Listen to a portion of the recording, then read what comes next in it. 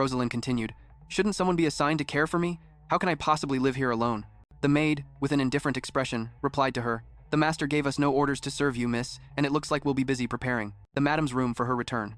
The scene shifts to Lila's room, where she was mulling over the words of, him? You believed a rumor and just came looking for me? Did you think you could still use me after the contract ended? So? She lowered her face, overcome with sadness. I never expected Aslan to be so cold. How could someone as gentle as Aslan possibly be angry with me? Her long hair cascaded down as a heavy thought weighed on her mind. Has he really thought of me like that for the past 3 years? An image of Aslan's gentle smile surfaced. And all this time, I was acting like a fool without a clue, deluding myself that he loved me. She suddenly buried her face in her arms on the desk, making a slight thud. Lila silently cursed herself for being an idiot, clenching her sleeve and telling herself she would never make this foolish mistake again, never again. Outside, a commotion arose from the people disembarking the train, getting off now that they had arrived at their destination. Aslan gazed at the town before him and asked, Is this the town where my ex-wife lives? The man beside him replied, Yes, it is. Aslan spoke again. This station looks awfully clean for the countryside. The attendant behind Aslan quietly explained, That is because your grace personally managed the station's facilities. Aslan glanced at him. Questioningly, I did? The man gave a slight bow and answered him, Yes, the railway line was connected to this point and the station was erected. I heard that it was because you, my lord, specifically had it built. Suddenly, Aslan turned away, wondering, why? Was this all for her as well? His face filled with determination as he asked firmly, Where is she? In a wooden house with a blue-tiled roof, glowing under the bright golden sun, Lila was focused on embroidering a handkerchief when suddenly, the needle pricked her fingertip, causing her to yelp in pain. A red bead of blood welled up on her skin, and with it, an illusion of Aslan appeared, whispering in her ear, Careful, your hand is bleeding. Lila shut her eyes tightly, trying to break free from the illusion. She snatched her hand back from the illusion's grasp, returning to reality. Why am I being such an idiot? Once again, Lila's mind drifted back to her earlier thoughts, whispering in her ear, Careful, your hand is bleeding. Lila shut her eyes tightly, trying to break free from the illusion. She snatched her hand back from, Was this all for her as well? His face filled with determination as he asked firmly, Where is she? Was a shameless nuisance, and I never even knew. Suddenly, the sound of footsteps and a voice calling out snapped her back to reality, Sis, whispering in her ear, Careful, your hand is bleeding. Lila shut her eyes tightly, trying to break free from the illusion. She snatched her hand back from, of agitation. Lila froze when she caught sight of the familiar figure standing outside her home. At that same moment, pricked her fingertip, causing her to yelp in pain. A red bead of blood welled up on her skin, and with it, an illusion of Aslan appeared. The Duke. Half believing, she shot up from her seat to question him again. In the end, she rushed downstairs in a state, stammering as she asked, Aslan, your grace, what are you doing here? She raised her hand, which was loosely clenched, a speck of blood on her index finger. Aslan's face filled with alarm and worry. You're injured? Lila quickly pulled her hand back. Pardon? Aslan stepped onto the staircase, moving toward her. Watch out, your hand is bleeding. Lila hesitated, pulling away. Ah, it's nothing. Suddenly Lila lost her footing. Her whole body pitched forward, and she let out a cry. Ah! Aslan's eyes widened as he rushed forward, catching her completely in his arms. The two of them looked at each other awkwardly. Aslan quickly explained. I'm sorry, my body just moved on its own, he said as he set Lila down. Or rather, my brain did. It definitely still remembers. Lila was a little confused by what Aslan said. Just then, Lila's father and mother walked over, and seeing the scene, Sophia spoke up. It looks like my lady has injured her finger. Aslan asked politely, Could I have some bandages and antiseptic, please? Lila's parents and the blue-haired brother froze, stunned for about 5 seconds. Then Sophia smiled cheerfully and said, Right this way, sir. I'll bring them to you. Lila's father said, just as welcomingly, Aiden, go get the first aid kit. Aiden obeyed and quickly ran off. Coming right up. The bandages and antiseptic were brought and placed on the table. Lila was completely surprised after hearing what Aslan said. What? You've really lost your memory? Aslan honestly told Lila everything. I've lost my memories of the past 5 years, because of an accident I had, how I married you, and why our marriage suddenly ended. I don't understand any of it. Lila hesitated. Well, she thought to herself, could what Jenna said be true? He was so cold to me back then, because he didn't remember me. She looked down and then picked up the bandage. It had been carefully wrapped by Aslan. So his tenderness towards me for the past 3 years wasn't just my imagination? Aslan continued. So I wanted to ask for your help. Lila replied politely. Yes, of course. Aslan started asking questions. Can you tell me more about our relationship? And why did you leave me? He was so cold to me back then, because he didn't remember me. She looked down and then picked up the bandage. Lila looked a bit tense as she answered him. Well, we signed a contract to be a fake couple for 3 years. The contract has expired now. Her eyes filled with sadness as she told herself, It's fine. Aslan loves Rosaline, not me. It was the same even before he lost his memory. I almost let myself get carried away. I'm overthinking things again like a fool. I shouldn't have such arrogant delusions anymore. Never again. Lila lifted her head and smiled brightly. Our contract has ended, so you don't need to worry about me anymore. There's someone waiting for you in the capital, Duke. You should go back to her. Aslan didn't reply right away. Instead, he narrowed his eyes, observing Lila intently. He frowned and said, "You look thinner than I remember, and your complexion doesn't look good either." Lila froze at his words. Aslan moved closer, leaning down towards her. "Are you unwell? Are you not eating properly? Or are you not getting enough sleep?" Lila quickly backed away, waving her hands. "Oh, I'm fine." Suddenly she covered her mouth and coughed. Aslan immediately stood up and poured Lila a glass of water. He gently handed it to her. "Drink." As Lila reached for the glass, she let out a small, "Ah." Aslan spoke up. "I just remembered something. My wife is very frail and coughs often. Whenever the weather gets cold, she falls ill immediately and needs to rest. Just by being with my wife, I'm remembering so many things I couldn't recall without her, so I'd like to stay here for a while." Lila's face flushed bright red when she heard that, and she stammered in a panic. "What?" Aslan, however, was as calm as if it were the most obvious thing in the world. "Staying together in the same place will speed up my memory recovery, since we were a couple to begin with." "But we're living together, aren't we?" Lila quickly retorted. "Oh no, I already told you, we're not a real couple." Aslan was unfazed. He took off his outer coat. It didn't matter whether they were real or not. He leaned down to drape the coat over her. "I must regain my memories, and to do that, I need to be by your side." Aslan knelt on one knee, taking her slender hand. "I'm begging you, please allow me to stay here." Elsewhere, Rosaline was slumped on the ground with a shocked look on her face, her whole body trembling. She struck a match, but it immediately snapped. "In half," she whimpered while rubbing her hand. "Ow, that hurts!" Rosaline glanced around and muttered to herself, "Should I sell something to buy? Firewood?" Her stomach growled with hunger. "I guess I need to buy something to eat too. I tried asking the ladies I was close to for help, but they wouldn't help me. Oh my god, look at her. Like some shameless country girl clinging to another woman's husband. They only treated me well because they wanted to keep Helena in check, a person with no culture and no education, using only her looks to pull all sorts of tricks. You should be ashamed of yourself. After being kicked out of Dottle, I'm being treated even worse than Helena ever was. You disgusting people. If only I'd been born into a better family, then this wouldn't be happening." Suddenly, a mocking voice called out, "Well, look how pathetic you are." Rosaline whipped her. Head around to see Glock perched on the windowsill, arms crossed and smirking. Rosaline shot to her feet, her voice filled with anger. "You!"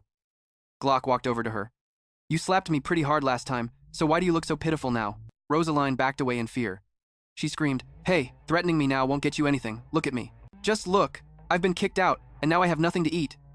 Glock kicked a nearby box, sending its contents scattering everywhere.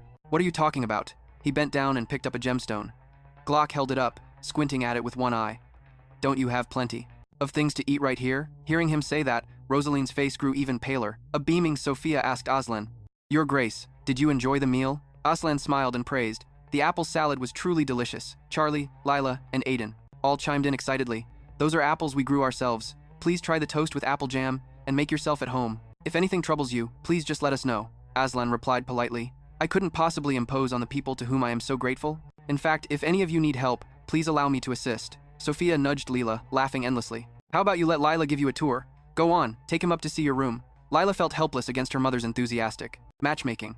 Her mother Sophia reasoned with her, "Since his grace has come all this way, I'll take him on a tour of the house. Right, dear? Isn't that a perfectly normal thing to do?" Lila found it reasonable and didn't know how to argue. "Back? Yes, it is." Aslan watched Lila intently before smiling and leaning close to her ear to whisper, "If it's no bother, I would like to see it. I want to know where my wife sleeps." Lila's eyes widened as she stared at Aslan, her cheeks turning bright red. She averted her gaze, avoiding his eyes. "Your wife? But we're not married anymore." Her parents chimed in. "What does a title matter, Lila? Besides, he is the benefactor of this fam." Aiden immediately added, "That's right, you two have already lived together before. What's wrong with you, sis?" Aiden gave Lila a push. "You were so hesitant, why were you acting like that?" Her parents casually said that they'd go sightseeing for a bit. "We'll just stay in Aiden's room." Aiden winked. "I can sleep with my parents, so you two can have some space. Enjoy yourselves." After everyone left, only Aslan and Lila remained, standing in an awkward silence. Lila had no choice but to lead the way up the stairs, this way, entering a room with a desk that was neat and tidy. Lila introduced it. "This room was originally my father's study, but right now I'm using it. There are lilacs near this window. My father said that whenever he thinks of me, he looks at them." Aslan remarked, "Your relationship with your family seems very good." Lila's gaze softened as she talked about her family. "My father does that because he was devastated to lose his little girl. We were separated for almost 10 years. Aslan frowned and asked, "You were separated?" Startled, Lila replied, "Ah, yes." She wondered to herself, "Does he not remember?" She continued, "When I was 10 years old, I was kidnapped by Countess Lariston. I ran away and had nowhere to go, and you took pity on me and took me in as your wife. Only then could I see my family again." Aslan agreed. "That's right. So that's why you call our marriage a contract marriage, isn't it?" Lila answered Aslan's question. Ah, yes. We were married for 3 years until I came of age." Aslan asked again. "What did I get in return?" Lila explained. "Ah, you didn't get anything. I told you that I would give you Countess Lariston's entire inheritance. But you said you didn't need it." Aslan continued. "If it's the Countess's inheritance, it's just a mansion her parents left her. That's nothing to me. Other than wealth, you provided me with no valuable information or business opportunities. Lila froze for a moment, then gently explained, it's just that you were very kind and felt sorry for me. When you heard about my situation, you couldn't bear to abandon me. You are a kind and compassionate person. The corner of Aslan's mouth quirked up. Really? In my entire life, no one has ever called me kind or decent. Lila was stunned, not knowing how to reply. Aslan placed his hand on her cheek. It's because of you, because you deserve it, Helena Lariston. Lila stammered. I don't think, she silently reminded herself. Don't make a mistake. Aslan has amnesia and must have misunderstood everything, she exclaimed. That's impossible. You're the one who married me. You said this 3-year contract marriage was tedious. You didn't marry for love. There is absolutely no love in our marriage. 3 years of being tied down is just so tedious. Aslan immediately refuted Lila's words. You're talking about my conversation with Rosaline Peridot, a kind and compassionate person. The corner of Aslan's mouth quirked up. Really? In my entire life, no one has ever. Even when I was sick, you went to dinner with Rosaline. On my birthday, you were with Rosaline too. You might not remember, but Rosaline is the one you love, not me. Aslan slowly walked toward Lila. I don't know what happened. After that, my memory isn't fully back, but I do remember the moment I said those words to Rosaline. It's true, I was forced to say that in front of her. Not giving in, she retorted, and what they truly meant. When we signed the marriage contract 3 years ago, we didn't promise, with that marriage, because I never asked if you wanted to be by my side for the rest of your life. She stared at him, stunned. That. Aslan leaned down to ask Lila. I've never said I love you, have I? She stammered. He followed up with an even more shocking question. If not with words, then how about with our bodies? Lila froze completely and stammered. Huh? But we never did that when we were married. Sometimes we had to sleep in the same room so the servants wouldn't suspect anything, but all we ever did was sleep. We didn't even hold hands. Aslan said, I had to hold back, perhaps at the time. I was waiting for you to say something first. I've never confessed my feelings to any woman before. That. Aslan leaned down to ask Lila. I've never said I love you, have I? She stammered. Lila thought to herself, I need to stop being so stupid. She spun around and started to walk away. You've got it all wrong. I guess since you've lost your memory, you're misunderstanding our relationship. I'm not getting my hopes up this time. Absolutely not. Once your memories come back, you'll realize this was all just a ridiculous illusion. Aslan seemed to ignore her words, pressing in closer. Perhaps. So from now on, I'll have to stay closer to you, to get my memories back. Aslan sat beside Lila's father, learning to bake, kneading dough. He cracked eggs into a bowl, and Lila's mother watched him, smiling happily. Perhaps I was embarrassed. Lila couldn't believe he was saying this. Huh? What nonsense are you talking about? She clenched her hands tightly. Lila thought in awe. It's only been 2 days since Aslan came to our house, but he's already completely blended in with, is good at everything. Aslan suggested. We'll need more firewood. I'll go chop some. Sophia said enthusiastically. Oh, thank you, Your Grace. Lila will give you a hand. Lila blushed, flustered. Huh? But what can I do to help? Aslan grabbed her by the shoulders. I'll be lonely by myself, so you should come with me. He took her hand and led her away. Sophia smiled and waved. Take your time and enjoy the view. Aslan raised the axe, getting ready to chop the wood. He brought it down with a powerful swing, splitting the log in two. Lila watched his clean, decisive movements in complete surprise, and she complimented him. You're so good at chores, even though you've never had to do them before. Aslan focused on the firewood. Chopping wood is a lot like practicing swordsmanship. Lila continued her praise. You're a great cook, too. Aslan smiled and replied modestly, I just copied the person next to me, and I wasn't asked to do anything too difficult. A servant approached and reported, My lord, I've brought the clothes and shoes you requested. Aslan replied, Good. The clothes I borrowed were a bit tight and uncomfortable. Is there any news from the station?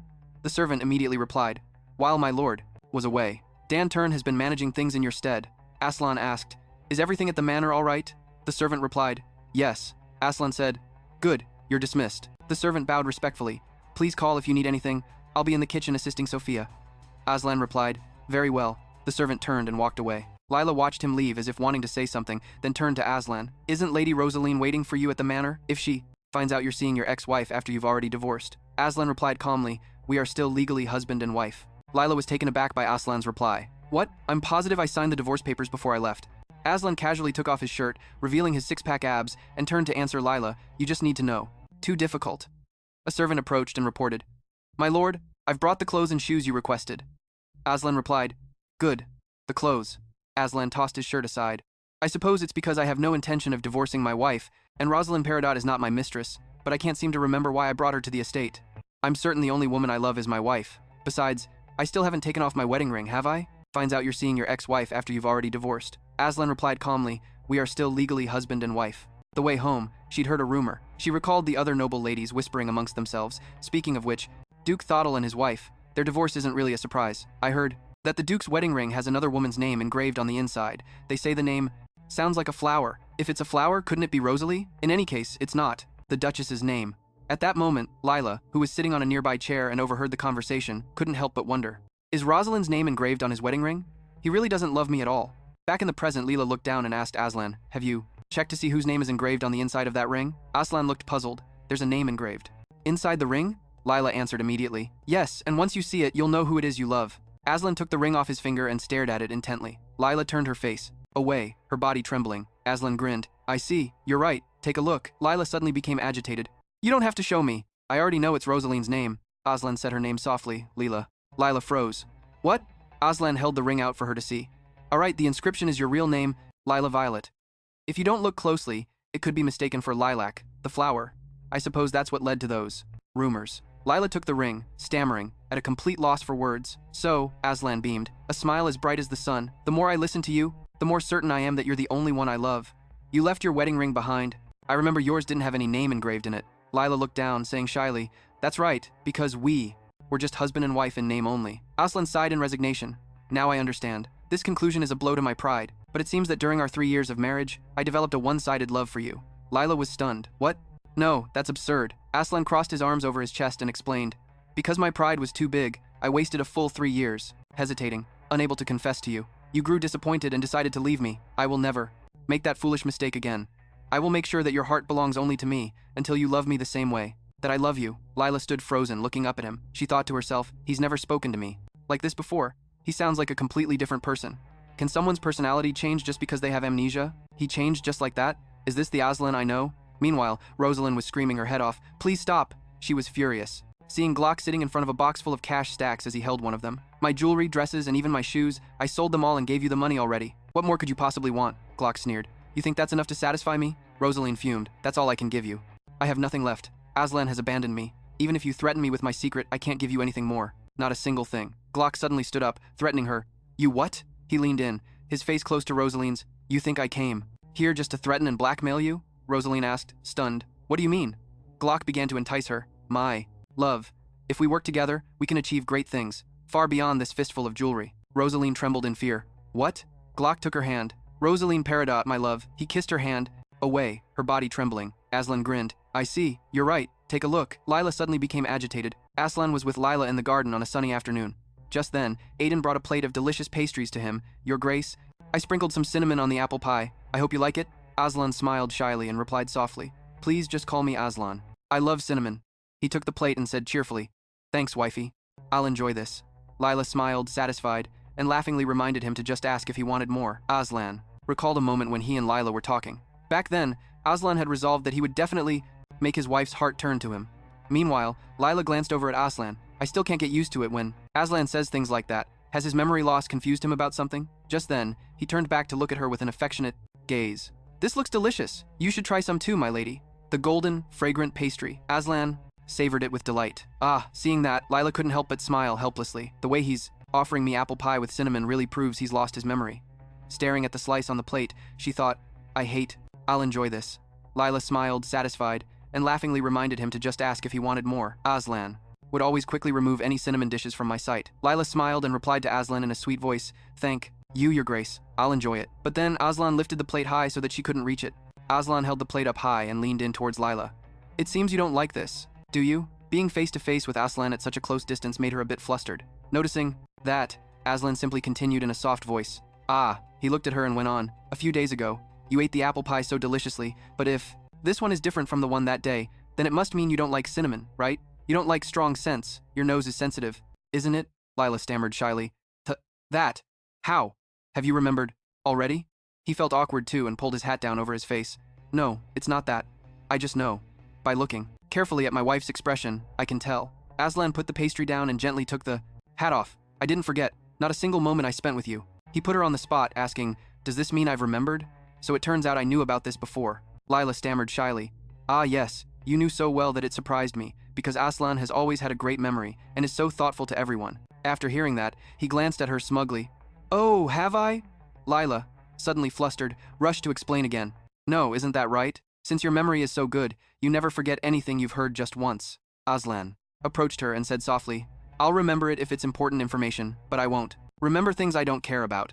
Therefore, You must be incredibly important to me, my wife, since I even remember a trivial detail, like your taste in food. Lila replied, flustered and shy. I don't clearly remember the names of people who aren't related to my work, and sometimes I even get people's faces mixed up. At this, Aslan put a hand to his chin and furrowed his brow in mock confusion. Am I secretly hiding a massive fortune somewhere? Lila retorted, startled. What? Of course not. Aslan smiled a gentle, tender smile. Then it must be that I love you a great deal, my wife. But it's a shame it's just a one-sided love. Lila, flustered, stammered and shook, her head frantically in denial. That's... Aslan suddenly asked bluntly, but do you truly have no feelings for... me? In these past 3 years? Not even a little? Hearing this, her cheeks flushed as red as a tomato. That's... no... Aslan then covered his face in helpless dejection. I can't believe I'm the kind of man with so little charm. If I'd known, I would have started racking up dating experience and learning how to be charming when I was a kid. Then he gently took her hand and whispered softly, I'm sorry for being so clumsy. From now on, I'll work hard to learn. Aslan's eyes were full of affection as he pleaded, so please give me one more chance, won't you? Lila said nothing, but her heart began to flutter painfully. She lowered her head, whispering inwardly, No, stop pounding like crazy, you foolish heart. Since Aslan doesn't remember anything, I'll just consider this a mistake. She coolly and tactfully rejected Aslan's offer. Let's talk again when you regain your memory. Lila gently pulled her hand from his. By then, Sir Aslan will have changed your mind. And with that, she left with a look of regret. He could only stand there and watch her walk away. Aslan's eyes followed her intently, and he clenched his fists in frustration. The scene changes to the next morning at the house, where Lila was leisurely walking down the stairs. Sophia, seeing her come down, called out lovingly, My daughter, did you sleep well?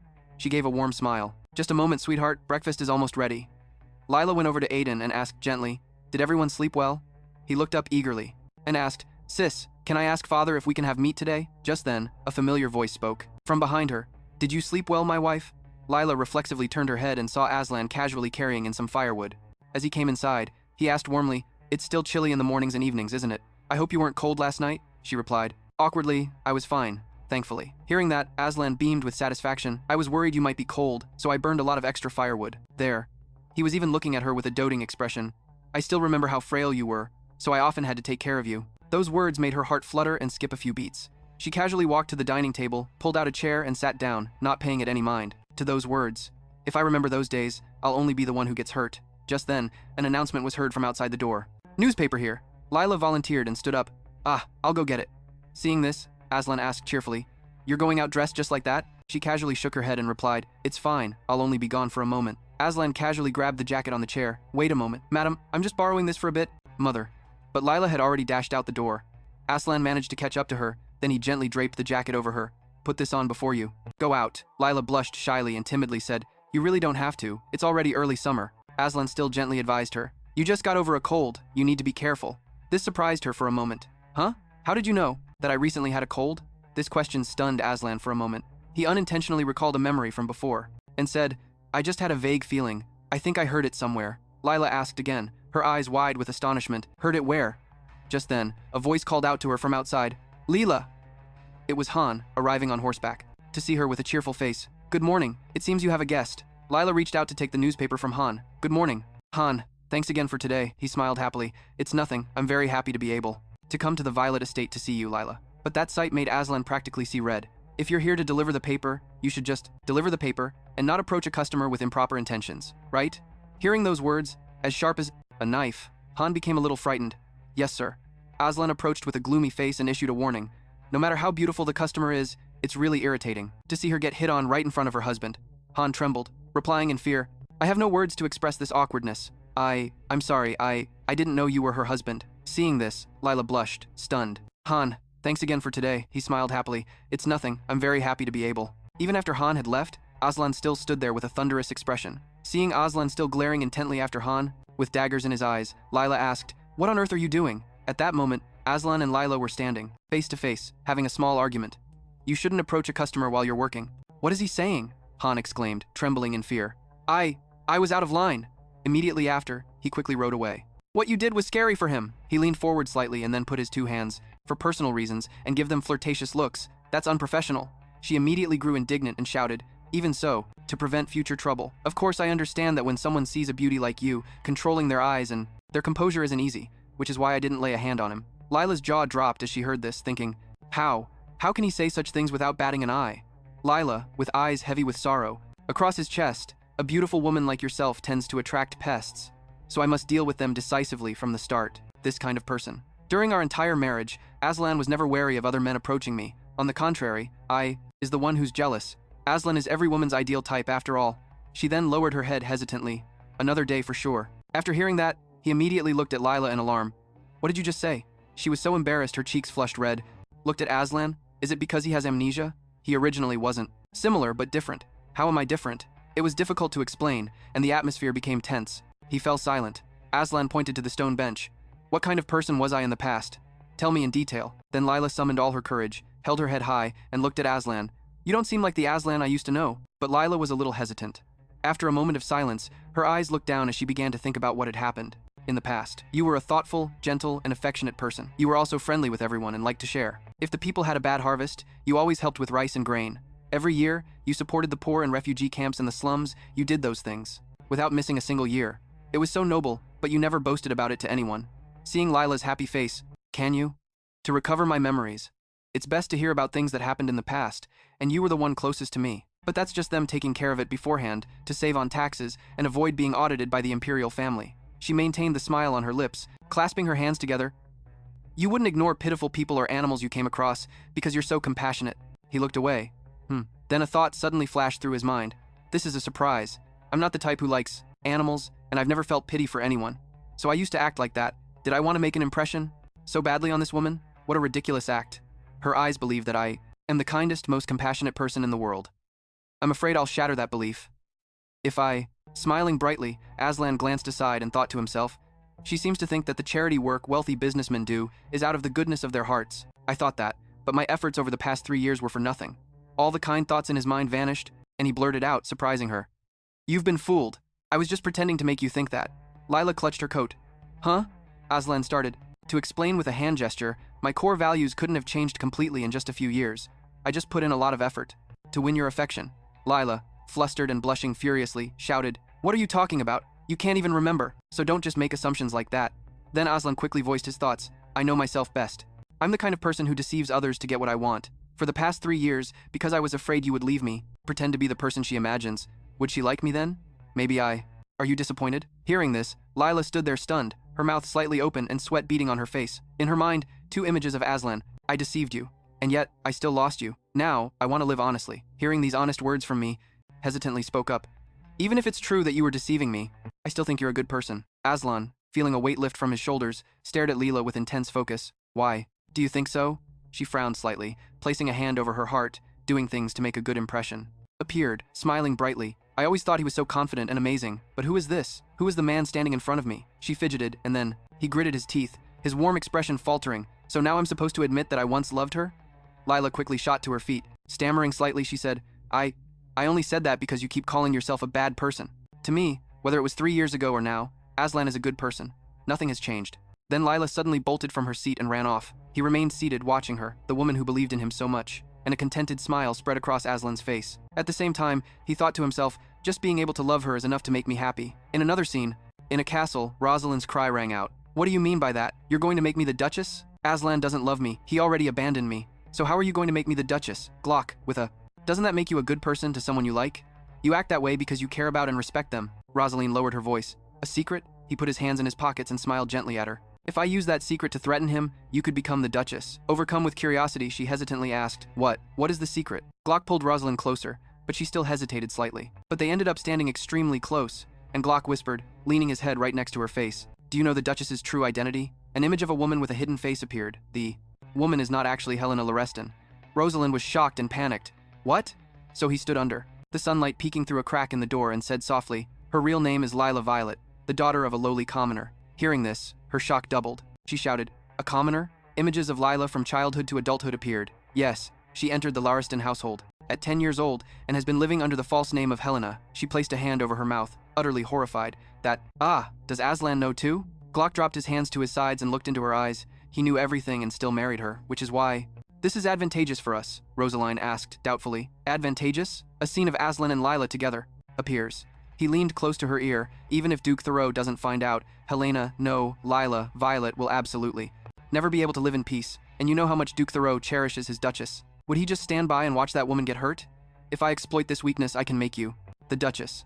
An image of her in a black dress, looking excited, appeared as she thought, "Can I really become the Duchess?" Glock pulled Rosaline closer and gently kissed her forehead, whispering sweet nothings in her ear. "Just trust me, my love. Everything they have will become ours." The scenery outside Lila's house was incredibly beautiful, with a clear blue sky and birds chirping merrily. Inside her room, Lila neatly arranged her books on a shelf. Wearing a lovely dress and carrying a handbag, she stepped out, gently closing the door behind her. Lila walked downstairs, where Aslan was sitting on a couch in the living room, reading a book. Seeing her, he asked, "Where are you going?" Lila blushed shyly. I just have a little errand to run, so I'm just going out for a bit. I'll be back before evening." Aslan gently asked, "May I go with you?" She immediately objected. "Absolutely not. It hasn't been long since you recovered, so I think it's better for you to stay home." She secretly thought that if Aslan went with her, they might be the subject of unpleasant rumors. Lila started to walk away, then turned her head. Back to smile at Aslan. "I'm not going anywhere exciting. Today is just the day I teach Poland to the children at the church." Aslan was surprised. "You know the Polin language?" Lila answered honestly. "I studied it in the past, but my proficiency isn't that great." Aslan smiled and praised her. "If you can teach the children, how could your skills not be high? It seems my wife is being humble." Lila modestly said it was only because the children were well-behaved and smart that they could follow along. Aslan looked up at her and proposed, "I'm also proficient in Poland, so I'm sure I could be of help to you." Lila stood there, tightly gripping the strap of her handbag, lost in thought. Of course I know, Aslan speaks Poland like a native, but he hasn't been outside in a while, so Aslan must be feeling suffocated. Her face suddenly became serious as she reminded him, "You have to be careful not to let your identity be discovered."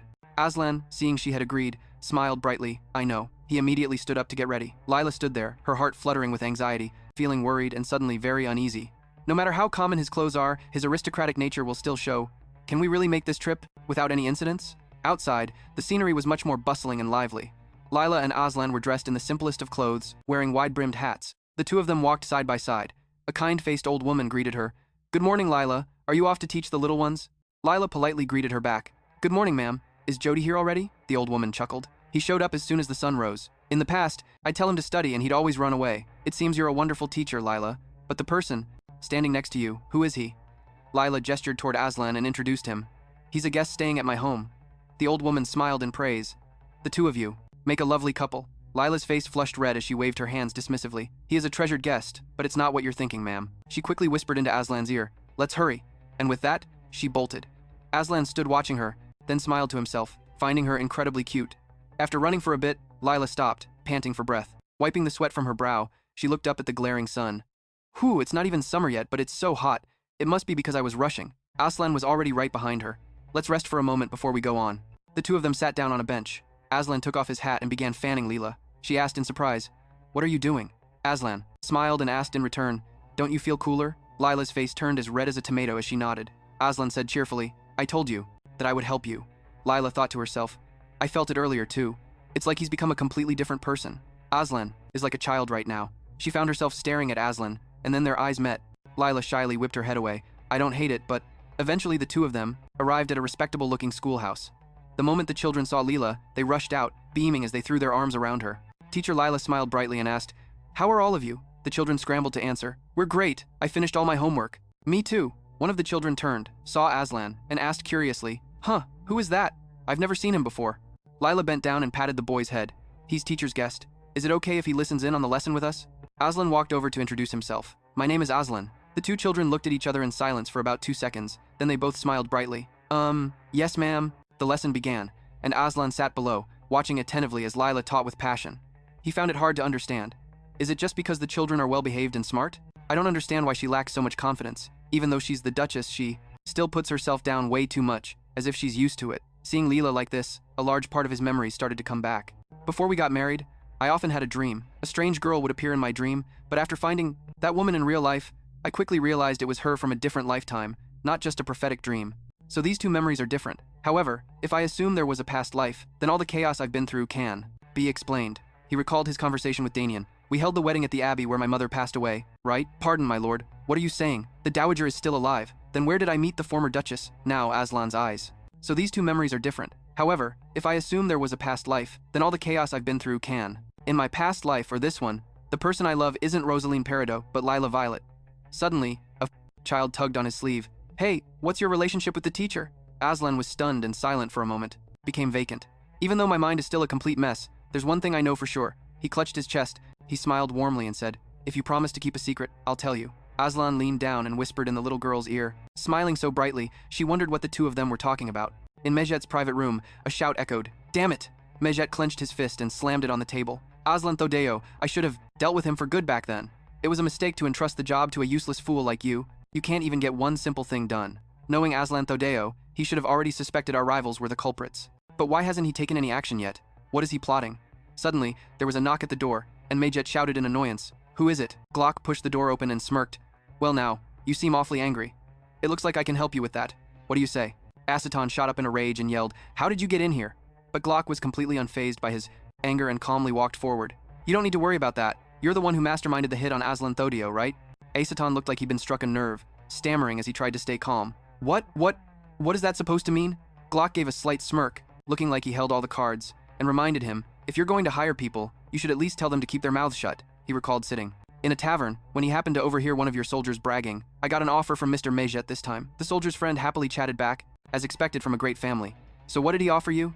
Glock, who was at a nearby table, had pricked up his ears and heard everything. He gave a cunning smile and thought to himself, so that's what happened. Aslan, understanding how he'd been found out, was furious, clenching his fists and cursing to himself. Damn that idiot. When a branch of the Thodeo family and the Council of Elders sought me out, I thought my lucky day had finally come. I was so excited when they said they'd hand over the Western Railway line if I got rid of Aslan Thodeo. I should have thought more carefully about how to completely get rid of that guy. Aslan sighed, trying to negotiate softly. So what are you going to do to me now? Send me to sleep with the fishes? Suddenly, Glock clutched his head and laughed gleefully, placing a hand on his shoulder with a sinister smile. Look here, didn't I say I would help you? Aslan flinched in fear, sensing the danger around him and stammered. Then, how will you do it? Glock, with a dark gaze that clearly showed his ill intentions, affirmed, I've already laid out a plan, one that guarantees we can eliminate Aslan Thodeo. If the plan succeeds, that Western Railway line will easily fall into your hands. Tempting, isn't it? So, are we partners? The two old foxes exchanged a look, understanding each other perfectly. Both revealed cunning expressions as they shook hands to seal the deal. The sky was clear and blue, casting pale yellow sunlight down on a certain mansion. An ancient, luxurious, and vast mansion. Rosaline bit her nails, pacing back and forth in her room, seemingly worried. About the future. What should I do? By joining hands with Glock, can I really become the Duchess? But if that happens, Glock will get rid of Aslan. Will Aslan really not find out about Glock's plan? If Aslan finds out the plan, he'll send me to my grave without a second thought. I can't risk my life for Glock. About the future. What should I do? By joining hands with Glock, can I really become the Duchess? Was full of energy as she closed her book and announced to the class, That's all for today. I'll see you all next week. The children looked up, with disappointment written all over their faces. A white-haired child excitedly suggested, The weather is so nice today. Let's go outside and play. Hearing this, the other kids excitedly agreed. Yay, let's go play. Lila gave a strained smile, worrying to herself, What should I do? I'm not an official teacher. I don't know if I can just take the kids outside on my own. As she was gently trying to calm the children down, a figure pushed the door open and entered. The pastor inquired, What's going on? Lila had to explain, Pastor, it seems the children want to go outside for a walk. He happily agreed with the idea. Going outside for a walk? The children would love that. She asked again for confirmation. Is that really okay? The pastor smiled gently and explained further. Of course, they've gone to the sea or into the forest to play by themselves before. I'll feel even more at ease with their teacher accompanying them today. Hearing that, the children looked up with eyes. Was full of energy as she closed her book and announced to the class, That's all for today. I'll see you all next week. The sky was crystal clear. The weather was absolutely perfect for being outdoors. She took the children out to play, with Aslan tagging along to help manage them. Having a great time, the white-haired child called to Lila, Teacher, let's go play in the water. The black-haired child chimed in, I want to go swimming. She scratched her head shyly. I didn't bring a change of clothes today, so maybe next time. Okay. The white-haired child whined disappointedly. But I want to play! Zip quickly bounced back, pulling his friend to do something else. Then let's play hide and seek. Lila watched happily as the children played by the cool blue beach. Jody tugged on the hem of her dress, inviting her, Teacher, let's build a sandcastle. Lila crouched down and agreed. That's a great idea. Then she diligently started packing sand into the shape of a castle. Lila suddenly looked around, wondering to herself, where did Aslan go? She glanced over and saw that he was happily playing with the children. Seeing that, Lila praised him in her heart. He's good at everything. I bet he's great at taking care of kids too. Aslan will be a good father someday, but I probably won't be around to see it. In our 3 years of marriage, Aslan and I have never slept together. Even though we share a room, he's never once touched me. Sometimes, he'd even leave the bed to sleep on the sofa. He must have really hated me. The sky seemed to grow brighter, and the sweltering sunlight beating down on Lila made her feel a little tired. She sighed to herself, I should probably just take it easy tomorrow. Lila massaged her own shoulders to ease the soreness. Just then, Aslan ran over, shielding his eyes from the sun with one hand, and asked for water. I'm so thirsty. Do you have any water left? She happily handed him the water right away. Here you go. Aslan took it from her. Thank you. He seemed a little tired and chugged the entire bottle of water, Seeing this felt strangely familiar to Lila. An image of Aslan with his shirt unbuttoned, lying on the bed with his eyes closed as if he were drunk, suddenly flashed through her mind. Lila turned away in embarrassment, trying to calm herself. What was that image just now? Aslan and I have clearly never touched each other. Suddenly, he sat down right beside her, snapping her out of her thoughts. Aslan turned his head to glance at Lila. Without wasting a moment, he seized the opportunity and grabbed her hand tightly.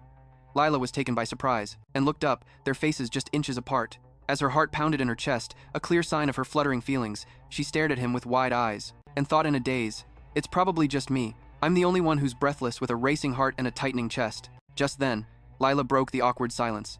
"What is it?" Startled, Aslan looked down at her, as if he were calculating something. Aslan suddenly leaned in closer to Lila, closing the distance between them. The two of them got closer and closer, shrinking the space between them, the suggestive atmosphere mingling with their ragged breaths. But at that crucial moment, they were suddenly toward the sound, to see a little white-haired kid waving at them. Lila immediately pulled away from Aslan, sitting up and tucking her hair behind her ear, turned his head to glance at Lila. Without wasting a moment, he seized the opportunity and grabbed her hand tightly. Lila was taken by surprise. Just then, Lila broke the awkward silence. "What is it?" Startled, Aslan looked down at her, as if he were calculating something. He reached out a hand in regret, but could do nothing, knowing he had just missed his chance. Aslan clenched his fist in frustration, as if he couldn't accept it. Meanwhile, Lila ran over to the white-haired kid, covering her blushing face. "What am I going to do? I can't believe I actually feel disappointed right now. This is so not good, even though I don't know why." Aslan suddenly acted like that. "If I let myself remember that moment, I'll definitely regret it. I don't want to become a mistake for Aslan." Just then, Lila broke the awkward silence. "What is it?" Startled, Aslan looked down at her, as if he were calculating something. "If you love Aslan, why won't you just accept that he's trying to get closer to you? Overthinking it so much led to a sleepless night, so I made an excuse to borrow a book from the pastor's library just to get out of the house. Of course, I know that Aslan is showing his feelings for me now. Logically speaking, I have to get a grip. Aslan is supposed to be with someone else, not me." With that thought, Lila turned and walked away. Watching the bustling crowd of people passing by, she muttered in a daze, "Whoa, all these people are in such a hurry." It made Lila wonder, is there something special going on in the village today? Suddenly, someone called her name, causing her to turn around. Over there, Miss Emily is waving a friendly hello at Lila. Lila walks over to her to say hi back. While wondering why she was being called over, Lila thought to herself, "I'm not that close with her. What's going on?" Emily began to ask shyly. "I suddenly have something I want to ask you. Do you have a moment? I heard Miss Emily is still single and looking for a marriage partner. Could that be why she called me over?" She leaned in and whispered in Lila's ear, "The thing is, Lila, what's your relationship with that handsome blonde guy?" Hearing that, Lila jumped as if she'd been struck by lightning. Meanwhile, Emily was visibly excited. "So what's the tea? Is it that guy who was with you a few days ago?" Although she didn't really want to, Lila still answered politely, "You're talking about Aslan, right?" She immediately brightened up. "Aslan, is that his name? Even his name is so cool?" She watched Emily, giggling as she mentioned Aslan, and silently confirmed to herself, "As I thought, Aslan is really popular with everyone." Lila clenched her fists without a word. Then, she put on a smile and changed the subject. "But why does the atmosphere in our village feel so different from usual? Is something going on?" Emily was a bit surprised by the sudden question, pausing for a moment. "Huh? Oh, it's because there's a festival," Lila asked blankly. "A festival?" She excitedly answered her question. "Because starting tomorrow, there's a festival happening in RS for 3 days. That's the city next to us, so the festival atmosphere has spread to our village too." Lila smiled and exclaimed as if she understood. "Ah, so it's a festival." Emily was about to happily return to the important topic of Aslan, but Lila quickly spoke up. I have something to do, so I'll get going. Thanks for telling me." After saying that, Lila quickly dashed off as if to prove her words, leaving a stunned Emily Bauer who hadn't fully processed what just happened. Night fell upon the town, the moon full and round, and brighter than usual. In a certain small house, Sophia asked everyone with a bright smile, "Should we take a day off tomorrow to go see the festival together?" Charlie D'Amelio, holding a plate of food, agreed. "There's nothing urgent, so it's better to spend time with family before we get busier." Aiden's face lit up when he heard that. "Awesome! A day off from work to go to the festival. Tomorrow's going to be so much fun, right?" "Isn't that right?" Lila replied gently. "That's right. It's my first time seeing this festival, so I'm really looking forward to it," Aiden asked, confused. "Huh, it's your first time too? I thought you would have gone to festivals at the Imperial Palace so many times you'd be sick of them."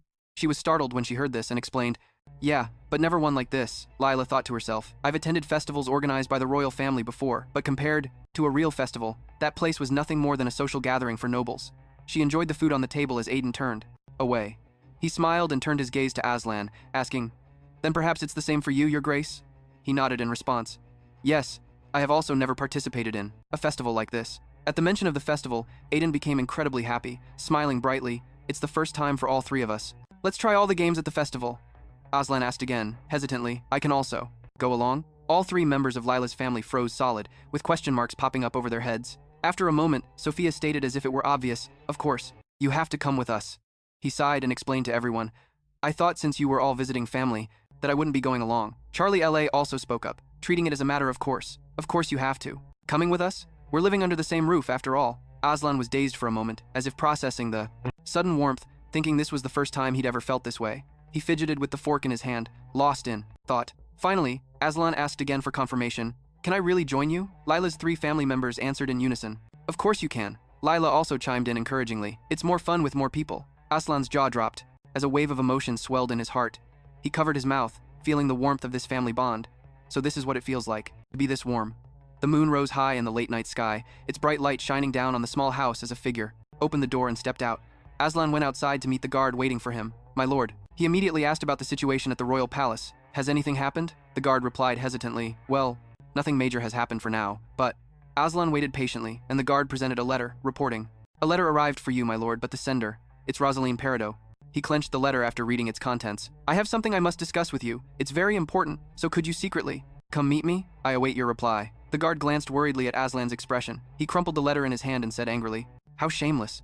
Aslan clutched the letter, thinking furiously, That woman definitely lied to me. She doesn't know her lies have been exposed, which is why she's shamelessly sending a letter like this. He threw the crumpled letter to the ground and announced, I will probably return to the palace soon. The guard immediately tried to stop Aslan, saying, My lord, you don't have to go back in person, just give me the order and I will, but he cut him off coldly. No, I'll handle this myself. Aslan bit his lip to suppress his anger, vowing to himself, I can't let the woman who dared to steal Lila's position get away with it.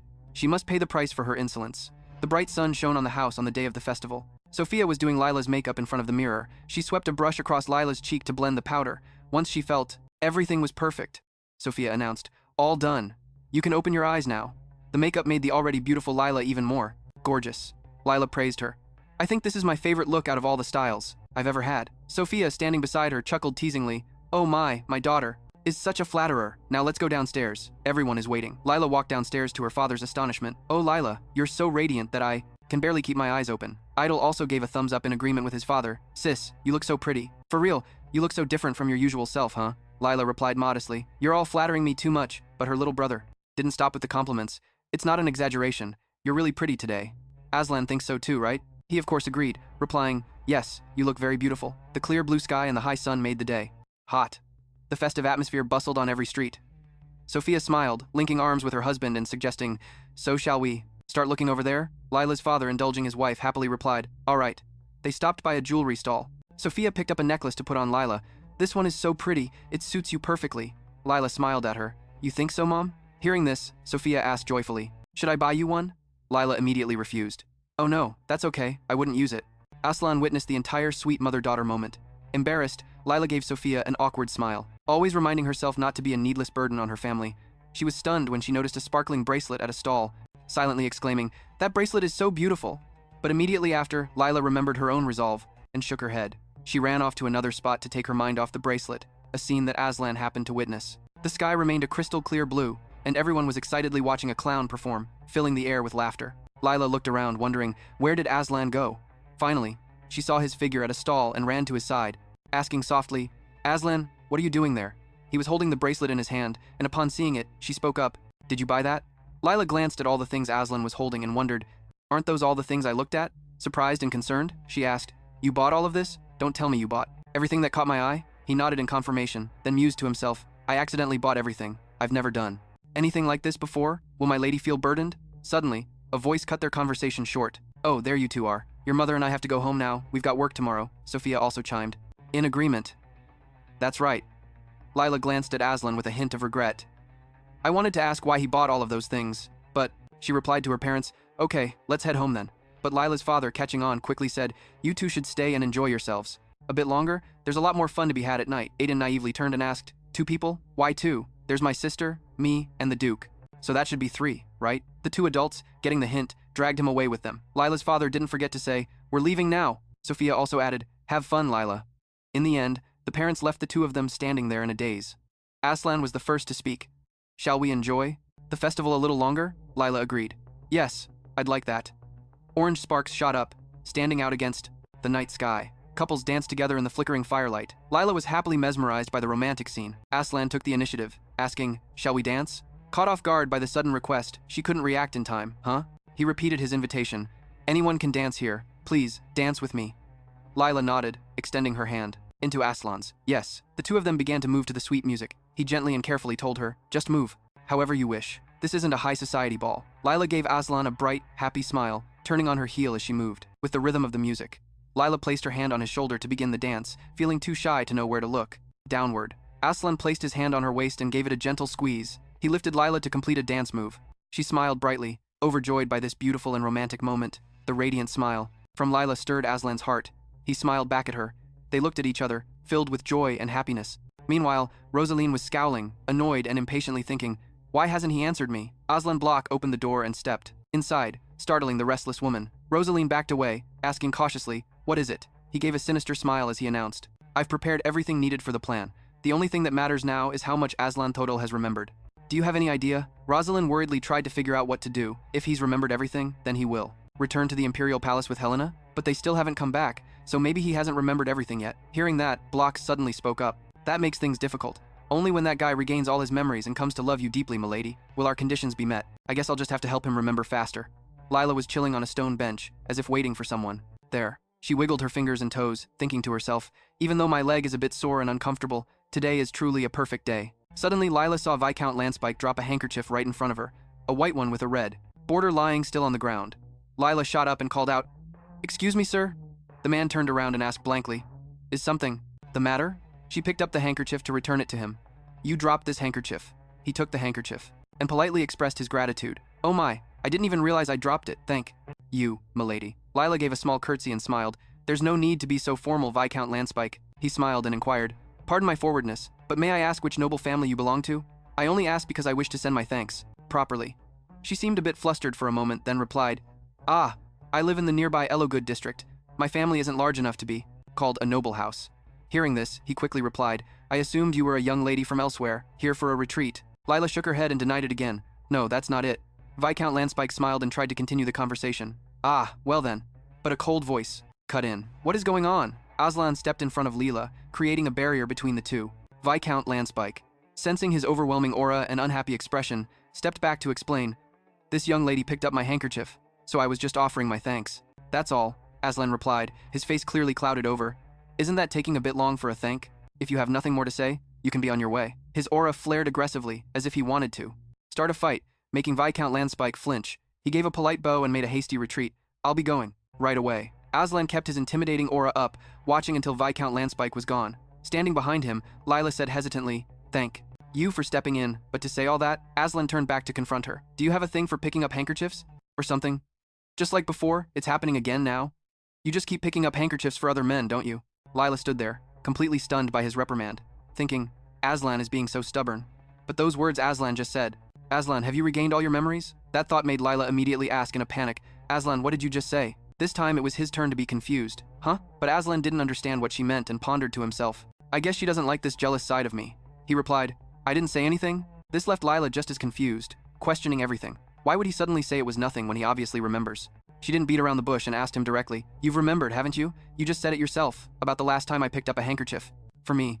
You remember the first time we met, don't you?" Aslan, still not getting it, thought to himself, "Why is she interrogating me like this? So is she trying to tell me that if I've regained my memories, I should hurry back to the palace?" He decided to hide it until the very end. "I just said that on a whim, so that's how we first met. What a surprise, right?" Lila still had to confirm it one more time. "You still haven't remembered?" Aslan, determined to be an Oscar-winning actor, said, "Yeah, why would I lie to you?" She looked up at him blankly, lost in thought. This is strange. He remembered me picking up his handkerchief for him. So why is he lying? Could it be that he's embarrassed because the memories of his love for Rosaline came flooding back? So maybe he's lying because he's embarrassed about having denied it so much. If he's remembered, he should just go back to Rosaline. But Aslan is a passionate man. He doesn't want to hurt me. Thinking that Lila called his name, "Hey, Aslan." He listened patiently to whatever she had to say. "I'm here." It's also possible that Aslan really hasn't regained his memories yet, so I'll wait just a little longer. Seeing Lila remain silent for so long, Aslan asked again, "Did you want to say something to me?" She was startled and replied, "Oh, it's nothing." He noticed Lila's hesitation and thought to himself, "Just as I suspected, she's suspicious of me. I'll have to be more careful from now on so I don't get caught." Lila also had her own train of thought. "I feel so bad for Aslan, but I'll pretend not to know for just a little longer." She quickly turned away, breaking the awkward silence between them. Everyone at home must be so worried. Let's hurry back. But after just a few steps, Lila staggered. She lost her balance and fell into Aslan's arms. He asked worriedly, Lila, are you hurt somewhere? She tucked her hair back shyly and replied, my foot just hurts a little, but I'm fine now. Shall we go? But Aslan was still worried and decided, no way, I have to take a look at your foot. He carefully examined Lila's foot. Aslan suddenly took off her high heels, revealing a foot covered in wounds, which startled her. Wait, hold on. He lifted her scraped and reddened foot. His heart ached for her, and he said worriedly, there are so many wounds, they need to be treated immediately. Lila gave an embarrassed smile. I can just put some medicine on when I get home. And of course there was no way he would agree. His face scrunching up. No way, if you take this lightly and ignore it, it could leave a scar. She tried to protest, but just then, two girls walked by, whispering to each other, what's going on over there? That man is on his knees. Is he proposing? Or maybe he's her servant. Lila blushed with embarrassment, thinking to herself, everyone is watching. This is so embarrassing. She spoke up to end this awkwardness. I get it already. Let's just go home so I can put on the medicine. My shoes. Suddenly, Lila's eyes widened in surprise as Aslan swiftly scooped her up into his arms. He gave a practical explanation. If you wear those shoes again, the wounds will just get worse. I'll get you home safely. Just relax. Lila's heart pounded in her chest, her cheeks flushing as she thought, how am I supposed to relax in a situation like this? Viscount Lenspy Noob, who was behind them, saw the whole intimate exchange between the two. He put on his hat, silently confirming his suspicions. So that guy really is that lady's lover. It makes sense. He is that handsome after all. Suddenly, Viscount Lance Spider noticed a faint sound coming from nearby. He stood up, looked around, and called out, who's there? But no one answered. But the sound grew louder, and Viscount Lance Spider stepped back warily, wondering why he hadn't brought his sword to the festival. Just then, someone's footsteps appeared. He was suddenly pulled away, and Viscount Lance Spider's face turned grim, panicking internally. Who on earth is this guy? The carriage sped along the trail as Lila thought quietly, this isn't the way home, is it? She asked Aslan curiously. Where are we going? Aslan spoke gently. We have to treat your leg. Of course, Lila said shyly. We could have just gone straight home. He insisted, no. It needs proper first aid and treatment. We're here, he said, stepping out of the carriage. Aslan gently took her hand. Then, he swept her up into his arms. Lila said, embarrassed, I can walk from here. Aslan calmly declared, if you keep squirming, I'll fall too. He carried her inside and rang the doorbell. Lila asked worriedly, where is this place? He replied softly, it's a place where you can be treated. They waited for a moment, and Aslan knocked again. Oscar opened the door and said irritably, who is it at this hour? He asked coolly. Are you Oscar Lanston? Correct? He exclaimed in shock. Master, Aslan calmly explained, Gus Chester told me that his aide, Oscar Lanston, was here, and to find you if necessary. You know about my memory loss, don't you? Oscar quickly replied, ah yes, I know. I am indeed Oscar Lanston. Please come in. Aslan ordered sternly. Go and call the royal physician. Here at once. He asked respectfully, yes sir. May I ask where you are injured? Aslan carefully explained, it's not me. My wife has injured her leg. Oscar replied promptly, I understand. Oscar hurried off to get someone. Lila thought to herself, a man who doesn't remember his aide's name but gives orders so naturally. She stared at his back, thinking sadly, as I thought, he's hiding the fact that he's regained his memory. The doctor quickly bandaged Lila's leg, carefully instructing her, avoid contact with water, until the wound is fully healed, and remember to apply the ointment every morning. I'll take my leave now, she whispered. I'm sorry for bothering you over something so minor. Aslan retorted seriously, I'm not bothered at all. And besides, this is not a minor issue. You're the one who's hurt. Why don't you value your own self at all? When you get hurt, I feel the pain just as much. Why? Lila hesitantly explained. It's really nothing. Aslan gently coaxed. Don't say things like that. Please value yourself. And be mindful of even the small things. Oscar suddenly spoke up. Is the treatment finished? Lila said shyly. Ah, yes. Thank you for asking, he respectfully suggested. Since it's already so late, perhaps you two should stay here until morning before leaving. She exclaimed worriedly. Oh, but my family must be worried sick. Aslan calmly ordered, prepare the carriage for me. I will be leaving today. Oscar quickly replied, I understand. He lowered his voice and asked, also, has there been any news from the royal palace? He said worriedly. Yes, the last message from Sir Gus was the final one. Aslan ordered coldly, if an urgent telegram arrives, do not hesitate to come to Elgood immediately. Open the window of the room at the end of the second floor and place it there.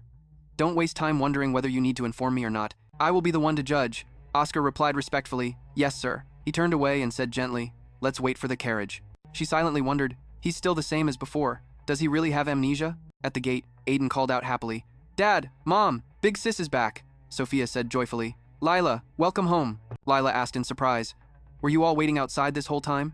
She gently explained, we were worried something might have happened on your way back. Nothing happened, did it? The boy said, no, not exactly. You were gone so long that Mom sent me to borrow the church's carriage. She recalled the earlier scene, thinking in embarrassment, well, a lot of things did happen, but Lila quickly said, It was nothing serious, I was just having fun and lost track of the time. Aslan cut her off. No, something did happen. He stated bluntly. Lila injured her leg, so I took her to get it treated before we came back. Sophia exclaimed in alarm. What? An injury? Oh, what happened to your leg? Lila tried to reassure her. It's really nothing, but... He smiled as he watched her. Elsewhere, Viscount Lance Spade asked in surprise. Who are you? Glock spoke calmly. You've taken an interest in that woman, haven't you? Let me help you with that.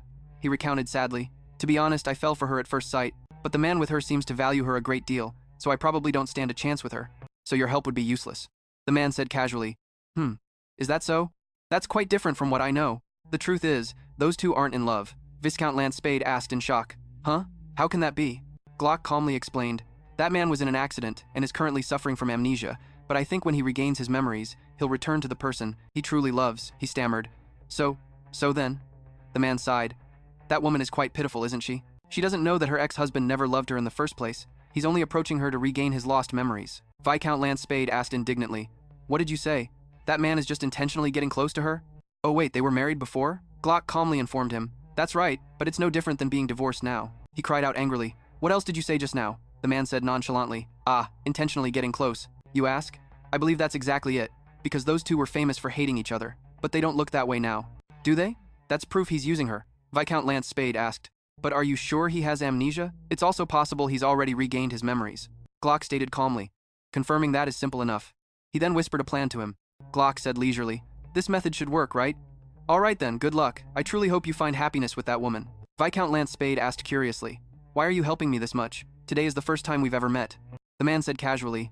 I just felt like helping. You don't need to overthink it. Reply by letter, and let me know whether the plan was a success or not. Glock quickly departed, leaving Viscount Lance Spade to silently clutch the piece of paper. In another mansion, Glock happily declared, everything is going so smoothly, at this rate, the day you become a duchess isn't far off.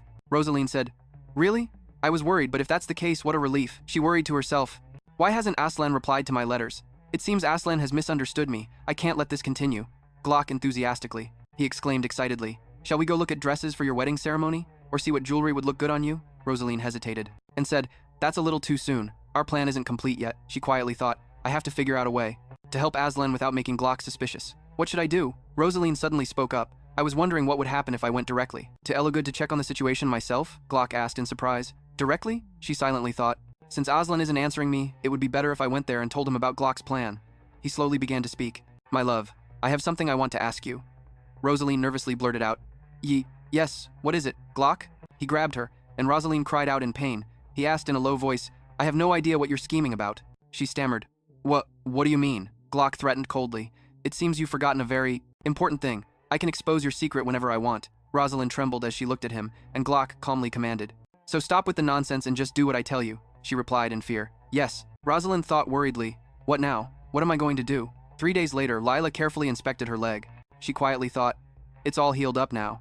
Lila's father had warned her anxiously. You are not to move until your leg is completely better. Sophia also announced, if you need anything, just call for your father and me.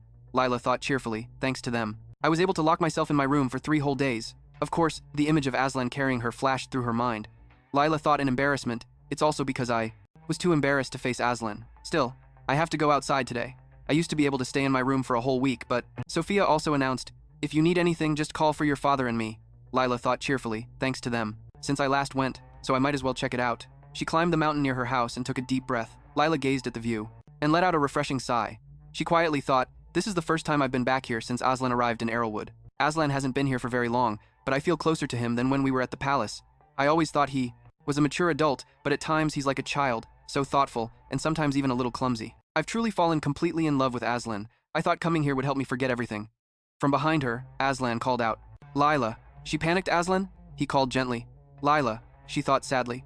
Why did it have to be now? Okay, it's time for me to let him go. Lila leisurely began to speak. Near the house where I used to live, there was also a hill like this, so I was really happy when I discovered this place. Aslan responded gently. So that's how it is, she continued cheerfully. Back at the palace, my favorite place was the garden. You planted countless different flowers there for me. He enthusiastically concluded. Hearing you say that, it must mean we really did like each other, Lila said sadly. I'm not so sure anymore. Even though you're gentle and kind, Aslan, it's very hard to get close to you.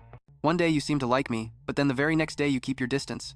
I've grown so tired of that kind of ambiguous behavior. Aren't you curious anymore about what you used to be like? I will tell you everything that I know. Aslan asked in shock, why are you bringing this up all of a sudden? Lila said calmly. I just want you to remember everything as soon as possible. She thought dejectedly. No, you've already remembered. I'm just pretending not to know, he asked sadly. Do you want me to regain my memories quickly and leave this place? Lila thought to herself. I don't want him to leave, but I have to let him go. She said slowly. Yes, because you are a busy man and many people are waiting for you, Aslan declared in a low voice.